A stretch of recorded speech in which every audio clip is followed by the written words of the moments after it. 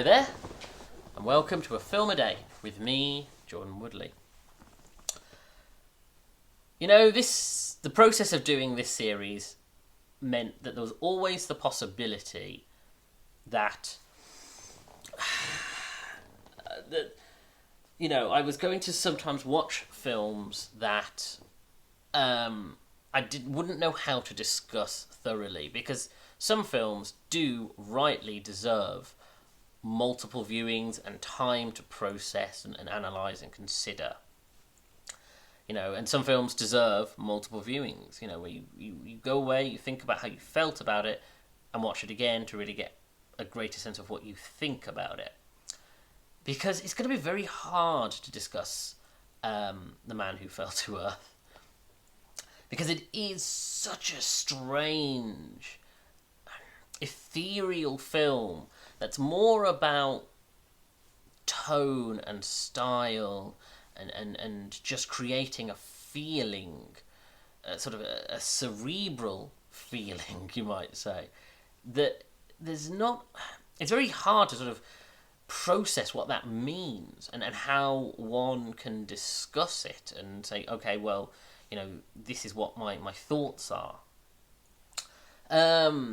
So, of course, this is a very famous 1976 film starring David Bowie as an alien who lands on Earth for a altruistic, or with altruistic motives, only to then be corrupted by the world around him and sort of the humanity that slowly seeps into him.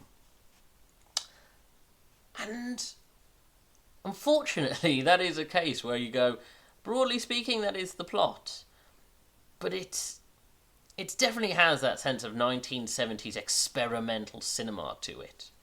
Because, this film is a test in terms of presentation and going, okay, this is 70s now, we know what science fiction looks like. We're going to try and sort of explore other ways that we can tell narratives and of course, things like French New Wave and the more sort of alternative cinema styles were coming in through the 70s. And this feels like a strange hybrid of sort of mainstream sci-fi cinema and that more alternative, surrealist style that sort of wants to get away from mainstream cinema. Because, this film is told non-linearly, or at least to some degree non-linearly. As in, it's not as if it's a film that's just been hacked up and sort of, you go from, say, towards the end, the third act, and then you go, this is how it started, and it does it in that kind of way. And it's not like Memento, where there is a clear reverse of the sort of linear style. This is more like you get a sense of a character who's jumping between different points of their experience, almost like you're almost like you're in the mind of a character as you see them go file through their thoughts and memories. It does open with the arrival and that sense of, this was the beginning point of this character. And it's done quite, there is that strangeness to the cinematography where it is, sort of trying to not be traditionalist in sort of the alien landing. There's something quite, you get that sense of perspective to it. The camera is sort of jutting and being thrown around in ways that are supposed to throw you off and disorientate you. And then, of course, you have David Bowie's arrival and him walking into New Mexico. And then you get that, it starts to jump around to different points. So sometimes you're watching something and thinking, okay, this is within that time period. And then you're jumping to points where he's already this successful businessman with his own conglomerate who's got this plan in mind and he's seeing it in action. And then it feels like you jump back again and you're constantly cutting between different points within the life of this man, or this humanoid. And like I say, there is something very dreamlike about it, as if you're going through his memories and through his dreams as he recalls events as they clearly happen here, but then events as he flashes back to his home world and this planet that's having a, is at extinction level, with this drought, global drought apocalypse that seems to be happening, in his plan to try and get water from Earth and bring it back to save his wife, his family, his people. And you sort of switch between that and this, and you see the ways in which he starts to inadvertently build a life here. He creates relationships with people who he's trying to keep at a distance. He starts to indulge in things that are distractions and then become addictions to him, like like alcohol or sex, and you just get that sense of someone who, came with a clear mission as they are slowly being led astray. And there is something of almost like the Citizen Kane of it, where it's, someone, or even the Godfather, where it's someone who had a clear, strong-willed idea of what they wanted to be and to do. And then as they're led astray, you see them becoming more corrupted by it. So in this case, David Bowie's character, like I say, the alcoholism is one of the big aspects of it, or the love that he has with this Mary Lou character. And you can see or television, which of course is his other great addiction, watching like multiple screens all at once as he's trying to assimilate as much television as possible.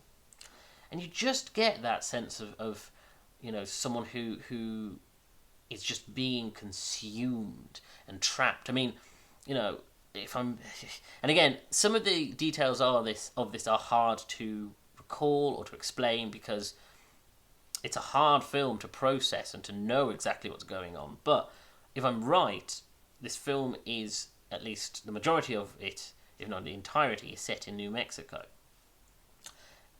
And there is something, and even though the character demonstrably goes to other places, there is something of the sort of entrapment, the idea of like these key events entrapped him in the same way that he therefore is entrapped within New Mexico. And he's, and there is, again, I've mentioned this many times, but the sort of fatal aspect, the fact that, there's something inevitable about his fate. And yeah, there is this grand sense of melancholy and tragedy to it. I mean, even from the beginning, you get that sense of, like I say, that sense of melancholy, that there's just a style to it that feels sad. And of course, that relates to his relationship to to the alien world in which he comes from. But also, there's just something deeply sad within him as a person, as a being, as he knows there is a sense of failure already, even though he doesn't know if he's going to fail or succeed. And as I say, there is that slow corruption and that withering and decay of him as a person. And, you get these characters like Rip Torn, of course, who was remarkable to see, because Rip Torn is an actor who I've seen many times in his later career, but to see him here, it was very good to see sort of this different, earlier incarnation of the actor. And yeah, and his relationship, and like I say, the Mary Lou character's relationship, there is something sort of meta about it, that the alien aspect of the character is almost arbitrary, that he doesn't necessarily have to be an alien in this respect as we understand it. That on some level it feels like casting David Bowie is almost it is intentional, but intentional on a level of, it's about this strange, unrelatable alien figure who isn't conventional who people don't fully understand, and yet he expresses so much and he does so much, and yet at the same time his vices slowly are catching up with him. And there's something, again, the David Bowie sort of line between reality and fiction starts to bleed into the narrative. And yeah, and there is just, the fact that this is a case where this is an alien who arrives and knows what he wants to do in terms of, he knows how, it's not an out-of-place story, Stranger in a Strange Land. This is someone who seems to know how humans work, ostensibly. He pretends that he's English. And again, there is that other aspect of the alien in terms of people going, oh, where are you from? And it's like, oh, I'm English, I'm from England. And the way that that could be plausible. There is something that maybe this is just how you're seen as an alien within this place.